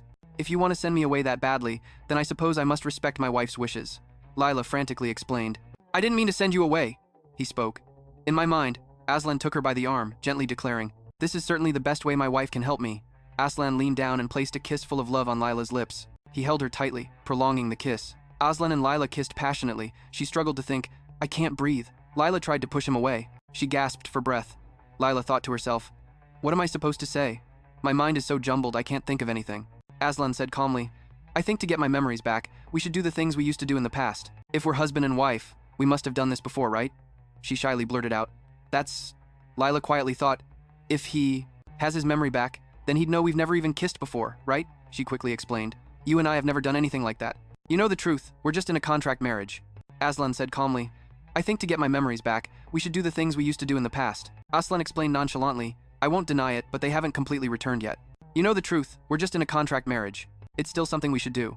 It's truly strange if we haven't done so by now. Lila stared at him in astonishment. Aslan said with a sad tone, Actually, today, I came here to talk about this, but it seems I got the order of things wrong. My aide gave this to me. Your maid left it behind, she exclaimed in surprise. This is our wedding ring. Why are you? He announced gently. I want to become a real married couple with you. I like you, Lila. Lila pressed her lips together, her gaze wavering. She thought to herself, there's no way. Someone like Aslan could never like me. Even I hate this version of myself. Aslan deserves someone more wonderful, like the protagonist of a story. Even if these feelings of Aslan's are real, Lila said sadly, I'm afraid you'll change after you get your memories back. Therefore, let's wait to talk until after your memory has fully returned. Aslan spoke calmly. I understand. So that I can hear your answer sooner, I'll do my best to recover my memories quickly. Lila thought to herself, I really do hope that Aslan likes me, but every time I do, the image of Aslan with Rosaline crushes that hope. The Aslan from before, he lost his memory, never acted this way towards me. She said sadly, if you remember everything, your feelings will change. Aslan gently refuted her. No, I will still love you even after I remember everything. Lila stubbornly exclaimed, that's not true. You couldn't have loved me back then. She thought to herself, if you really loved me, you would have said the words at least once. He declared with conviction, I'm sure of it. If what you say is true, then I'll just lose my memory all over again. And will continue to lose my memory until I become her lover again. In a luxurious study, Glock spoke up. Have you confirmed what I told you? Aslan quickly replied, Of course I have. He calmly declared, I've investigated. Everyone who might know about the real Helena Laurestine. Earlier, a subordinate had respectfully reported, I investigated a lady who was close to Helena Laurestine as a child. She said, the Helena Laurestine now is a completely different person from when she was a child, different in everything from appearance to hair color and style. Aslan carefully thought, he asked in frustration. But it's not exactly uncommon for someone's appearance to change since childhood. Is there any more concrete information? The man replied confidently. Of course there is, sir, Aslan said happily. Go on. Tell me. The subordinate carefully recounted. I questioned the servants who used to work at the Laurestine estate. When they heard the name Helena Laurestine, all of them went silent. It took a lot of effort for me to hear almost the whole story from one servant. She said coldly, the current Duchess of Thodel is not the person I wish to serve. He explained. You'll understand why if you hear the rumors that were spreading in the Laurestine region at the time. Aslan asked curiously, what kind of rumors? The subordinate reported, there were rumors that Count Laurestine used to kidnap little girls. He asked in shock, kidnap? The man explained seriously, yes, they even said that the kidnapped children had a similar appearance and age to Helena Laurestine. That servant also added this, she said contemptuously. The first one was indeed the person I wanted to serve, but after a few times, many unworthy people gradually took the young lady's place. The subordinate concluded, and that's the story, Aslan thought excitedly. So the Duchess is really a fake noble after all. Back in the present, he exclaimed happily. I've finally got a hold of Aslan's weakness. Maybe I should add that person to the list of witnesses, Glock said coldly. Combined with the testimony from my witness, he'll have no way out, Aslan asked suspiciously. But how? Did you find out about all this? Come to think of it, I've never heard anything related to you, he said calmly. Does that really matter? What's important is that all the information I've given you comes with no strings attached. You don't need to worry, I won't betray you, so you must also act according to my instructions. Aslan hesitated. I know, Glock announced leisurely. Good, now all that's left is to help Aslan regain his memories. As soon as I'm sure Aslan's memory has returned, we'll proceed with the next phase of the plan. Let's help each other until then. Aslan and Glock happily shook hands. Lila thought quietly, after our talk on the hill, Aslan has been asking me a lot about his past self to help him recover his lost memories. Aslan asked Lila curiously, did I used to like this? She happily said, I'm not sure if you liked it, but you used to do them often in your spare time. Solve it? He asked in surprise. Did you do them with me? Lila explained shyly. Yes, not often, only if you finished your work early. Then we would do them together. I wasn't particularly interested in crosswords before, but after doing them with you, I usually played by myself. Aslan curiously asked, Is that so? Lila excitedly recounted. Yes, it was quite fun. When I solved a difficult one, I'd get a sense of accomplishment. One time I sent a solution to the newspaper office, and to my surprise, I won a prize and received a gift. She thought to herself, although instead of talking about Aslan, it seems I'm talking more about myself. But anyway, it's nice to have a chance to look back on myself. Aslan gently praised her. You received a gift? You're really amazing. It seems you're fluent in the Poland language. Did I know that before? Lila spoke softly. Yes, we often spoke to each other in Poland. Come to think of it, there was another reason you knew I could speak Poland. It's because I wanted to earn money, so I took on book translation work. He suddenly cut her off. Wait a minute. You work to earn money? Lila replied in a panic. Yes. Aslan hurriedly questioned. In the past, didn't I give you enough money? For you? Or was that amount still not enough? She hesitantly uttered. It wasn't like that. He curiously asked. Or did you need it to? Invest in personal matters? She said, embarrassed. Well, I couldn't possibly buy a gift for you with your own money. Aslan looked at her intently. He said cheerfully, I didn't know that's why my lady was working. For a publishing house to pay money to. Hire you to translate. Your skills must be excellent. That's amazing, Lila calmly explained. It was just good luck. Besides, they only gave me the job because I agreed to accept less money than other translators. Aslan carefully analyzed. You shouldn't talk down about yourself like that. You said it was thanks to luck, but if you hadn't actively looked for work then, there wouldn't have been any opportunity at all. And besides, a low-quality translation can cause huge losses in revenue. You know, the fact that the publishing house regularly sought you out means your translations must have been excellent. Lila mumbled. Really? She was secretly happy. Maybe in the past, I wasn't someone with no abilities at all. Lila said with a smile. This is the first time I've heard words like these. I'm so happy. She quietly mused. Chatting with Aslan like this makes me realize my mood has improved so much. Lila asked in surprise. What's wrong? Aslan said, annoyed. I'm angry with myself because in the past, I never once said these things to you, she exclaimed in a panic. Don't say that, he calmly declared. You don't need to make excuses for me. I deserve to be cursed out. Lila worried to herself. Lately, he's been blaming himself too much. She continued. Oh, and there's something else. The next day, Sophia called out cheerfully. Lila, Lady Garnet is here to see you. Lila asked in surprise. To see me? She said excitedly. Yes, she said she has a message for you. She quietly thought, I know, Mom, and the lady are close, but she's never spoken to me before, has she? Lila quickly went downstairs. Lady Garnet joyfully called out, Miss Lila, she asked curiously. I heard from my mother that you came looking for me. She replied, Yes, I came to give you this. It's an invitation from Viscount Lansbay. Lila asked, bewildered. An invitation? She said excitedly. That's right, perhaps he's inviting you to his home. In any case, you should open it and see. She asked doubtfully, But who is that? Is it really for me? Lady Garnet quickly replied, Of course it is. A very beautiful young woman with long brown hair, living in Ellagood, among everyone here. Who else could it be but Miss Lila? Lila quietly thought, But there are many people in the village with brown hair. Sophia suddenly spoke up. That's right, it must be for Lila, right? But Lance, who now? Why would someone with such a high position be looking for asterisk? Why would he be looking for Lila when they had never met? Lady Garnet explained that his lordship wanted to send his thanks. To Miss Lila, she asked doubtfully. Thank me? She cheerfully exclaimed. Yes, I heard you helped him. When he was in a bind at the festival, Lila said in astonishment. But I didn't do anything to deserve his thanks. At all? I just picked up a handkerchief for someone, Lady Garnet asked enthusiastically. A young man, wasn't it? A good-looking man, with blue eyes and brown hair. Aslan froze and thought to himself, could it be? He muttered coldly. It's that bastard, Lila said calmly. I'm not clear on the details, but I suppose it was a young man, Lady Garnet cried out cheerfully. Oh my goodness, that's him. Viscount Lanspire has had his eye on you ever since.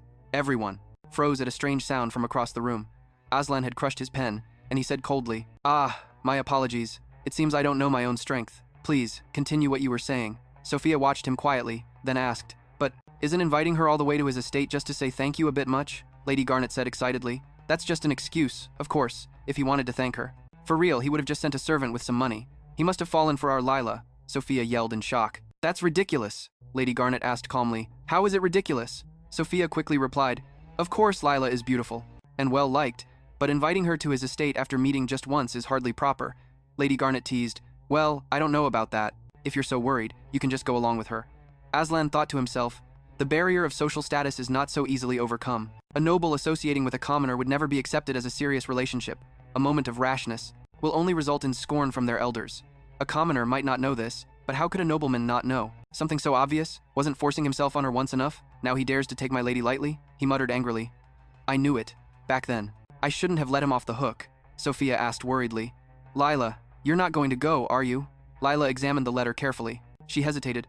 Lila then said calmly, I won't be going, but if his lordship is doing this because he's taken an interest in me, then I am greatly honored. Hearing her say that, Aslan smiled. Lady Garnet quickly advised, even so, you should still go, if possible. Viscount Lanspire isn't a bad person, but the villagers won't be happy if they find out you've slighted him, since most of the people in our village rely on the work the Viscount provides to make a living. Lila worried to herself. If I refuse this invitation, my whole family could suffer for it, Sophia said gently.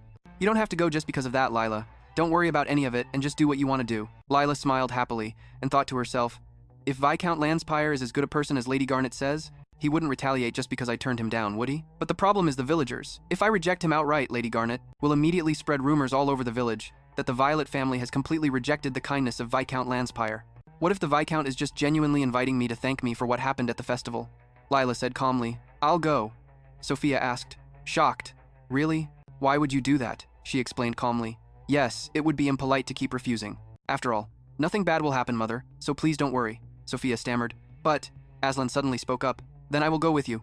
Wouldn't you feel safer if I came along? 2 days later, Lila sat silently in the carriage, lost in thought. In the end, Aslan had accompanied her to Viscount Lanspire's residence. Aslan spoke up. I heard the Viscount's estate and the Violet estate aren't far from each other, she exclaimed in surprise. Really? I don't socialize much, so I wouldn't know anything at all, he asked cheerfully. Does that mean he's a pretty unremarkable noble? Lila gave a radiant smile, and a moment later, she cried out happily. Ah, we're here! At the gate, Viscount Lancespade greeted them enthusiastically. You two have arrived? Lila curtsied gracefully and said respectfully. Thank you for the invitation, my lord. He smiled and said, I'm the one who should be glad you came. Aslan greeted him coldly. It's a pleasure to meet you again, my lord. I am Aslan Zoset. Viscount Lancespade replied in a low voice. Yes, the pleasure is all mine. I've prepared lunch. Please, come in. This is the dining room. My family is inside as well. I hope you two don't mind? Aslan introduced himself casually. I am Aslan Zerset. Lila said softly, I am Lila Violet. Lady Lansby spoke calmly. You can just call me Lady Lansby. Caroline introduced herself warmly. I am Caroline Havid, a relative of Viscount Lansby. Diana spoke up cheerfully. And I'm the Viscount's younger sister, Diana. Lila thought to herself quietly, I didn't know his whole family would be here. Also, for some reason, the way those two are looking at me is a little odd. Everyone began their meal, eating and chatting happily. Lila calmly nibbled on her food. After the meal ended, Viscount Lansby spoke in a leisurely tone. Did everyone enjoy the meal? It would be a shame to just send you off like this, so I'd like to have a more in-depth chat, man-to-man, with Mr. Joseph here. Let's go to the smoking room to talk, Aslan stated coldly. I'm sorry, but I don't smoke. I don't like the foul smell of tobacco. Viscount Lansby quickly asked, then how about a game of billiards? He carefully asked, can I go and come right back? Lila answered hesitantly. Of course, Aslan said nonchalantly. I enjoy playing billiards when I have the time. The Viscount Lancespade exclaimed enthusiastically. So do I. This way, please. The two walked to an empty hallway, where Viscount Lansby turned to look at Aslan. He asked coldly, why did you call me out here alone? He cried out in surprise. Huh? Aslan explained calmly. It seems you wanted to separate me from the others. Viscount Lansby said leisurely. Oh my, was I that obvious? Actually, there's something I wanted to ask. You, Mr. Joseph. He asked curiously. What is it? He suddenly asked. Mr. Joseph. You're deeply in love with Miss Lila, aren't you? I sensed it during the meal. You continuously looked in Lila's direction. Aslan exclaimed, surprised. I wasn't even aware I was looking at her like that. Viscount Lansby concluded. In any case, it's clear you care a great deal. To be honest, I had my eye on Miss Lila, but after seeing that look of yours, I've decided to give up. You sincerely love Miss Lila, don't you? Aslan bit his lip gently, his gaze deep. He declared firmly, yes, to me, she is as important as my own life. Viscount Lansby said, dejected, you are certainly very honest. All right then, let's go play billiards, he thought to himself quietly. If what that man said is true, then he wasn't in love with Miss Lila before he lost his memory. So perhaps it's true that he has amnesia right now. No, I can't be certain yet. I'm sure my sister and Miss Caroline are carrying out their task perfectly right now. Lady Lansby announced wearily, I'm tired, so I'll be retiring to my room. You young people go on and talk. Caroline glanced over quietly. Lila nervously swallowed. Caroline suddenly spoke up. Ahem, we were so curious to see the person helping. My brother. But this is a bit of a letdown, isn't it? Diana calmly replied. You're right. Lila was secretly surprised. This is Polan. Are these people trying to mock me? Lila quietly thought. To herself, their Polan is so sloppy. Diana spoke with contempt. Since she has no proper upbringing, she probably has no idea what we're saying, right? Lila considered it silently. Frankly, their skill level is about the same as the children I teach at church. There's no need to respond to such a childish provocation. Although I don't know why they've suddenly become so hostile toward me, I'm used to this kind of treatment anyway. Diana said arrogantly. Pachasu once said, a person's worth is determined from the moment they are born. Caroline exclaimed excitedly. Wow, Diana, you're so intelligent. You've even read Pachasui's books. I'll have to remember that line to use later. She remarked cheerfully. That's right, Caroline. You were born with a strong will, so you'll soon become just like me. But that woman, I heard, her parents work in a vineyard. Being born into such a lowly family, she could never be like us. How pitiful. Lila put her teacup down, thinking angrily. I don't care if they make fun of me, but insulting my family is where I draw the line. Diana asked arrogantly. Miss Lila, what are your thoughts on the conversation we just had? Caroline scoffed. Oh look, she doesn't even recognize her own name, she joked. But since she hasn't answered, we should ask again, right? Miss Lila, didn't you hear us? Why aren't you answering? Lila suddenly cut in. Oh, my apologies. I had many things to say, but was thinking of how to phrase them, so my reply is a bit late. To point out another's mistake is quite rude, but there was one part of what you said that was completely wrong. The author of the book that Miss Diana read is not Pachasue, but Panikshue. Diana stammered in embarrassment. That's... Lila analyzed coldly. Furthermore, to understand Panikshue's meaning, one needs to grasp the full context. But I won't go into detail about that, she yelled angrily. Have you been ignoring me this whole time? In the drawing room of Viscount Landspy's family, he praised excitedly. Joseph, you have such extensive knowledge of international affairs, don't you? I wonder, if you work in business? Aslan replied calmly. Something along those lines, he said cheerfully. I see. As for me, I own a small biscuit factory. He thought to himself, this guy is keeping me longer than I thought. Aslan said leisurely. I think we should return to the dining room now, Viscount. Lance Bright said sheepishly. Oh, you're right. It's not good to be away for too long. The two of them chatted as they walked back to the dining room. Aslan was surprised to hear a commotion inside. Caroline was trying to calm Diana down, and his expression darkened with clear annoyance. Aslan quickly approached Lila and asked worriedly, You have a fever. Are you all right? Lila was secretly shocked. How does Aslan know this phrase? It's our secret signal. Whenever I get cornered at these social gatherings, Aslan always uses this to help me escape. Is it just a coincidence? Or did he? I already know? I want to ask him right now, but too many people are watching. She said calmly, I'm fine. But I'll probably get tired if we keep talking. Aslan said gently. Then let's go home, Th. Thank you for having us today. Viscount Lance Spade said haltingly. Ah yes, I have already prepared a carriage. Lila politely thanked him. That was very thoughtful of you. He quickly asked, was the plan a success? I couldn't hear anything from that room. Diana recounted in embarrassment. I suddenly lost my temper and got angry, but yes, I did it, just as you said. He even asked Miss Lila if she had a fever. Viscount Lance Spade thought quietly. It's just as that man said. Previously, the treacherous Glock had instructed that, whenever that woman ran into trouble at a party, that man would come and say this. You seem to have a fever. Are you all right? Just like that, he mused silently. If I tell him now that Aslan has regained his memories... Wait, a minute. He clearly said Aslan doesn't love his wife. Just a moment ago, Aslan firmly declared, Yes, that woman is as important to me as my own life. Viscount Lance Spade quietly reflected. That's completely different from what I heard. That was exactly the face of a man head over heels in love. No one could possibly think that was just an act. Was he mistaken about something, or am I the one? Who's being used by him? In any case, it's over now. Those two are truly in love. I can't interfere anymore. Just for a second, Diana asked with concern. My lord, is something wrong? He replied sadly, No. Thank you for your help today. You can head back first. Viscount Lance Spade thought to himself. On the contrary, it's thanks to him that I was able to give up so cleanly. First things first, I'll let him know the results. Nighttime, at a mansion in the capital, Glock exclaimed excitedly. Finally! Rosaline looked at him fearfully. Glock joyfully declared, Our plan is finally complete. She worried silently. I still haven't been able to tell Glock's plan. To Aslan, he suddenly spoke up. What are you just spacing out for? Rosaline gasped. Oh, yes, Glock ordered excitedly. Go and write the letter to Aslan. The carriage moved slowly along a forest road. Lila sat quietly inside, gazing out the window, wondering if she'd misunderstood. She recalled when Aslan asked her with concern, You have a fever. Are you okay? Lila couldn't help but think, but I never mentioned. That secret signal, he can't deny it anymore. Finally, she decided to speak up. Aslan, I have a question for you. Aslan seemed delighted to hear it. What is it, my love? Please, feel free to tell me. Whatever it is, I will gladly answer my wife's questions. Lila pressed her lips together, considering how to phrase it. She began, her hands clutching her dress. You've regained your memories, haven't you? Aslan was startled, not expecting Lila to ask such a thing. She continued to press him. When did you remember? Or were you deceiving me from the very beginning? He was at a loss for words, only able to say her name, Lila. The more she spoke, the more hurt she felt. Why did you have to pretend all this time? Was it fun treating me like an idiot? Was it amusing when I, knowing nothing, offered to help you get your memory back? So, hearing this, Aslan quickly denied it. No, Lila, it's not like that. At all. I never intended to deceive you. It's true that I lost my memory, but when I was with you, I was slowly getting my memory back. I just never had a chance to tell you. Lila, looking like she was about to cry, didn't believe him at all. This reason. You didn't have a chance? You could have told me any time.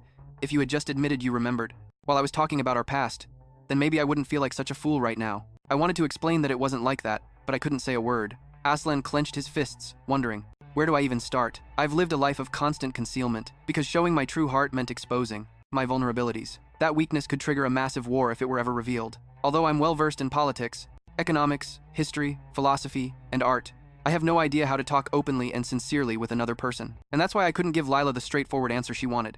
He reached out to touch Lila, but she cut him off with a cold warning. Don't say anything else until we're home. Aslan froze at her words. Lila seemed calmer, having regained control of her emotions. Broken trust is like shattered pottery, even if you piece it back together. The cracks remain, and it can shatter again at any moment. He could only watch her in silence, unable to say another word. They finally arrived, and Aslan stepped out of the carriage first. He gallantly turned and offered a hand to help Lila down, but she completely ignored him and walked on. He stood frozen, for a moment, staring down at his hands. Lila walked into the house. I'm home. Sophia greeted her happily and asked, Lila, did your conversation with Viscount Landspear go well? Instead of answering, Lila tiredly bowed her head and said, my apologies. Father, mother, I need to rest for a bit. With that, she quietly headed upstairs. Lila's father watched her go, worried. Did something happen? Sophia also looked concerned. I think so. I hope everything will be okay. Upstairs, Lila opened her bedroom door. She collapsed onto the bed, burying her face in the pillow. I'm so exhausted. I don't want to think anymore. Down in the dining room, Sophia asked about what happened. Did Viscount Landspear give Lila a hard time? Aslan, who was sitting opposite her, denied it. No, that's not it. His answer made Lila's father ask, then, why is Lila so? Suddenly, there was a sound from outside. He pushed his chair back and stood up, offering, I'll go check it out. Aslan opened the door and went outside. He looked around and muttered to himself, I guess I just imagined it. Suddenly he, for a moment, staring down at his hands. Lila walked into the house. I'm home. Sophia greeted her happily and asked. Aslan reassured her, there's no one here. I'll just check the perimeter to be safe. He walked to a spot where he was alone. Only then did Aslan carefully open the letter. He was startled by its contents. It read, I know the true identity of Helena Lorestan. Aslan gritted his teeth. Who sent this? Could it be her? He clenched the letter tightly in his hand. As an image of Rosaline came to mind, Aslan decided, I must return to the Imperial Palace at once. Sophia asked hesitantly, noticed something beside him. He picked it up and looked at it. A letter? At that moment, Sophia came out too, asking anxiously, was someone here? Now, please don't tell Lila I left so suddenly. I don't want her to worry. They didn't immediately agree, giving him worried looks. Aslan left decisively, thinking with grim certainty, the nerve of them to threaten me. Fine, then I will teach you a lesson. In the backyard garden, Lila crouched down to look at the flowers and let out a sigh. Just a little while ago when she came downstairs, Sophia had informed her that the Duke was busy and had left early in the morning. Lila felt a little regretful. Yesterday I had planned to apologize to him for my harsh words. I really should have just let it go. As she walked in and saw him gathering his belongings, what's the matter? Aslan explained. I must return to the Imperial Palace, right? Her head. Mother Sophia, always concerned about her well-being, asked, did the Duke do something wrong to you? Lila quickly shook her head in denial. No, nothing like that. She guessed again. Then did you two argue? After a moment of silence, she could only manage a wry smile. It's because I was being narrow-minded that this happened. I thought that Aslan might mock and ignore the things I struggled with and had to be so brave to even begin doing. Sophia seemed confused and asked, I may not understand the situation completely, but do you think the Duke is the type of person who would mock and ignore you? This time Lila shook her head again. No, he is not, she gently remarked. From what I see, you and the Duke are very similar. She was surprised to hear Sophia say that and asked doubtfully, similar? When Sophia came outside, she found her sitting alone and looking sad while hugging her knees. She asked, what's wrong, Lila? Hearing her voice, she turned. Was a complete mismatch, and it even felt disrespectful to make the comparison. She gently explained, you both care too much about each other, to the point where you neglect yourselves. From what I have observed, the Duke might be able to put on a false front. You say, Lila had always felt inferior and unworthy of Aslan, so to compare herself to Aslan, like this? She seemed to be in denial, saying, that is thanks to the grace Aslan has granted us. Sophia gently corrected her and explained everything. It is because he cares for you. If he were helping us simply out of pity, he would have stopped after giving us this house, but he kept helping us so that we could build a stable life here. He gave us a garden to tend to and sent letters regularly to ask if we needed anything. If he did not care for you, would he have helped strangers like us so much? With other people, but with you, he is always genuine. Just think, who is it that allows us to live so happily? Her along. But if you still do not believe it, that is okay. Just try reading the letters the Duke sent. Perhaps you will change your mind. Here they are. These are all letters sent by the Duke. Go ahead and read them. Lila took one of them and opened it. Lila grew quiet, unable to say anything more. Seeing her like that, she took her hand and pulled. Flowers in the garden. Next year I will fill the garden with the flowers Lila likes. Lila has recently taken up embroidery, but but she will not let me see her work, which makes me a little sad. I wonder if she has shown you and father yet? As she finished reading the letter, she felt a little surprised. I knew he sent letters regularly, but I just assumed they were formal check-ins. I had no idea. It was like this. Seeing that Lila had finished, Sophia asked, "Can you feel how much he cares for and thinks of you now? You can read as many as you want, but please do not let the Duke know I showed them to you." She felt a weight lift from her heart at her words and actions. When she was finally alone in the room, Lila, to read. After we had a meal together, I noticed Lila does not like food with strong smells. Today, she and I took a walk and looked at there's so much more I don't know. Why did Aslan have to hide all of this? If he had just been honest with me. She was startled as she recalled Sophia's earlier remark. "I see that you and the Duke are very much alike." Lila finally understood, so it wasn't that he wouldn't say it, but that he couldn't express his heart honestly, leading to misreading each other's feelings, and resulting in hesitation and avoidance instead of facing one another. She let out a huge, relieved smile, her mood clearly much better. People say husbands and wives often become alike, but to what extent? Could that be true? In any case, maybe from now on, I can finally talk honestly with Aslan. She looked down at the letter in her hand, telling herself, I thought I knew so much about Aslan, but in reality, Aslan stepped in, calling out coldly, "Rosaline Peridot." Rosaline turned and waved cheerfully. "Oh my goodness, your grace, you came unannounced." He cut her off immediately, asking her, "The letter sent to Elogood was written by you, wasn't it?" Rosaline admitted it frankly without any hesitation. "That's right, it seems it reached your hands." Aslan pressed her urgently. "What are you scheming?" She just calmly replied, "Just as I wrote in the letter, I know the truth about Lady Helena Lariston's background." Back at Rosaline Palace, she paced back and forth with an uneasy expression, when the door behind her suddenly creaked open, startling her. She won't be able to escape her punishment. He tried to remain calm and asked, "Where did you get that information?" "How did you know I'd regained my memories?" "If my memory wasn't fully restored, I might not have understood. You couldn't have figured this out by yourself." "Glock Clariston told you, didn't he?" Rosaline's face instantly went pale, and she didn't say a word. Seeing Rosaline's reaction, Aslan grew even more certain. "Just as I thought, he planned this in advance." She suddenly made "Your wife's background. What would happen if this secret were revealed to the entire world? Impersonating a noble is a very serious crime." "So," he replied instantly, "Fine, tell me what you want." Rosaline placed a hand on her chest, brazenly demanding, "Marry me. If you do that, I'll keep this secret until the day I die." A look of clear contempt and disgust crossed Aslan's face. After saying those words, Rosaline belatedly realized this kind of threat was useless against Aslan, at all.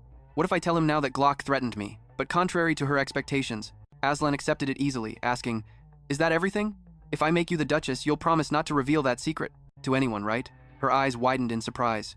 Rosaline affirmed with certainty, "I promise." Proposition, if you accept my demand, this information will not be revealed to anyone, without a second thought. If there's anything you need to say, come find me at my office. With that, Aslan turned and walked away. Once she was alone in the room, Rosaline's entire body began to tremble uncontrollably. She collapsed to her knees, on the floor, filled with regret. "It's over. I've made a terrible mistake. Even if I tell him Glock threatened me, it's too late to be saved. Why would Aslan agree to the marriage so easily? What's going to happen to me?"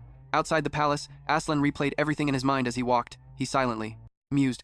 Glock Clariston wouldn't pull all these strings just to make Rosaline the Duchess. He made his decision. "I will do as you wish, but I will decide the wedding day. For the time being, I'll be staying at the Imperial Palace.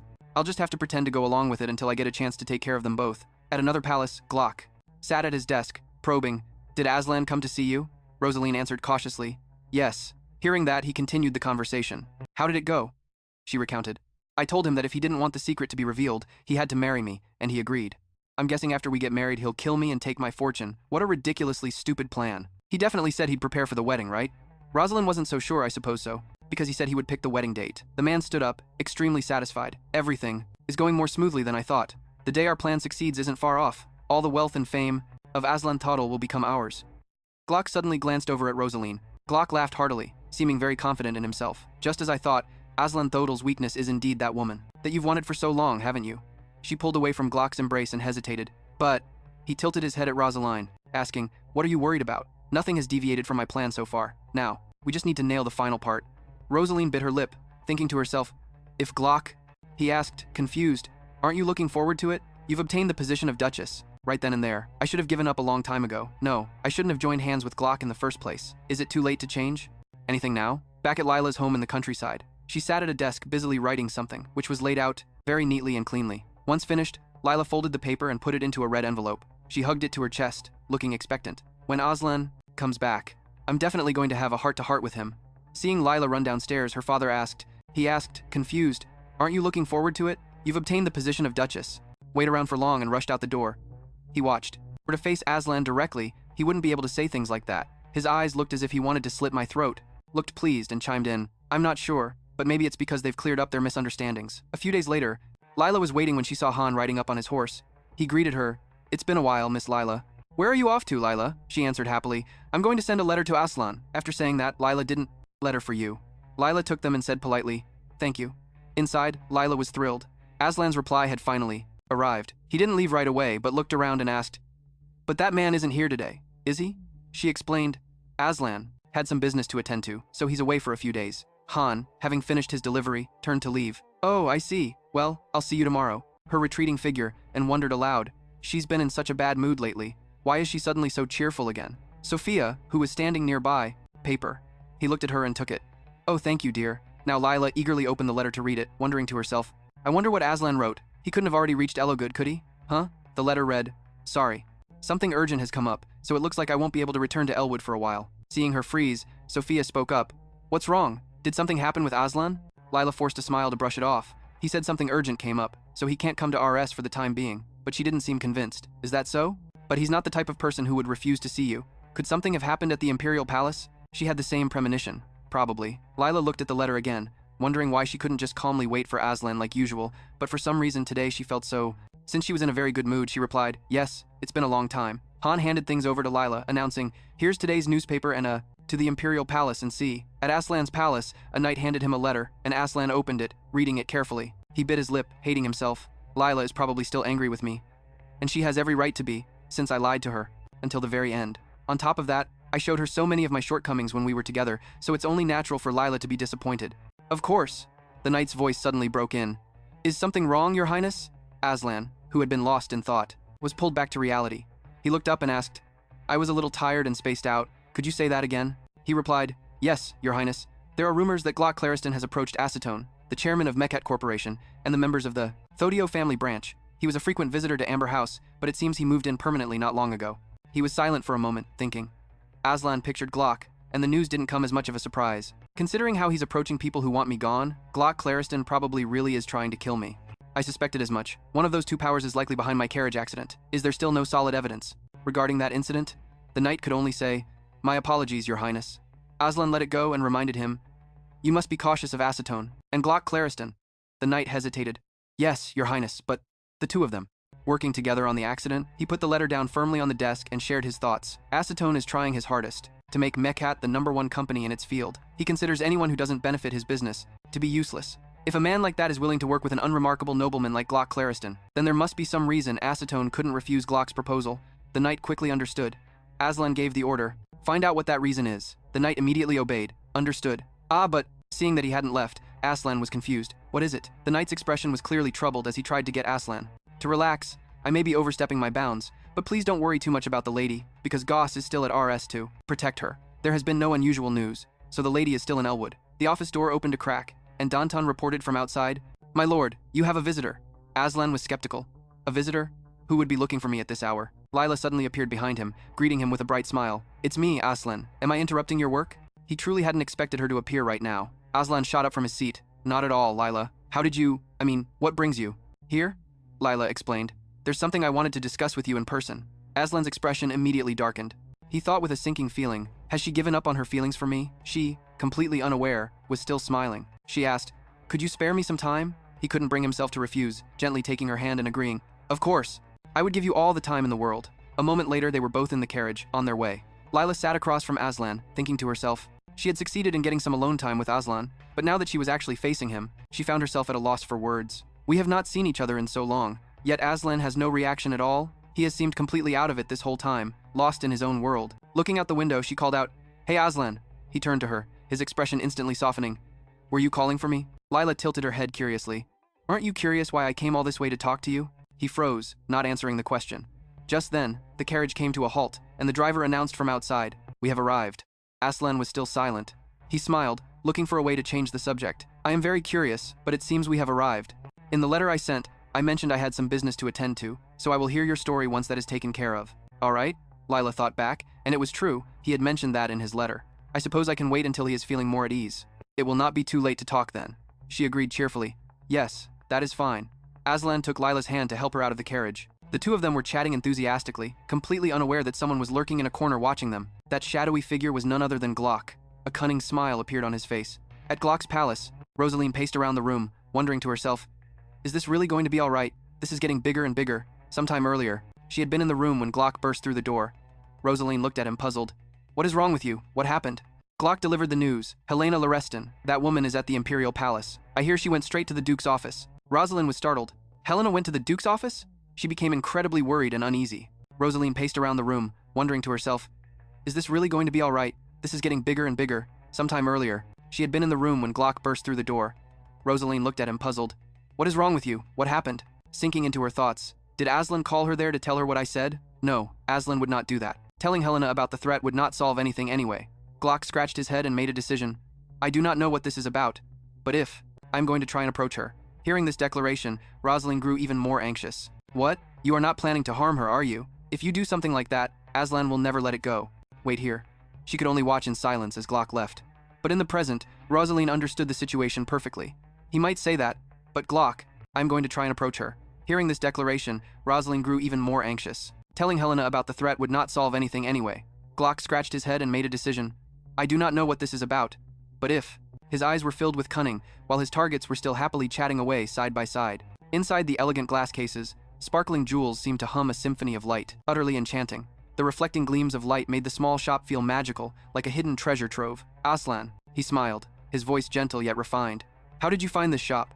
It doesn't seem like the kind of place. Inside the elegant glass cases, sparkling jewels seemed to hum a symphony of light. Lovely things here. He found this place interesting. I feel like I'm on a treasure hunt. If you find anything you like, just tell me. She gave a smile as radiant as the morning sun. Yes, I will. Lila strolled around the whole shop, observing and thinking about what she should buy. Suddenly she stopped, her round eyes sparkling like crystals. Finally, Lila had found the one true love of her life. It's so pretty. If the price is reasonable, I'll buy it. She looked at the astronomical price tag and was completely stunned. The money I brought with me isn't nearly enough. Aslan secretly watched Lila, seeming to understand the psychology of a woman when she's shopping. So, he approached Lila and asked,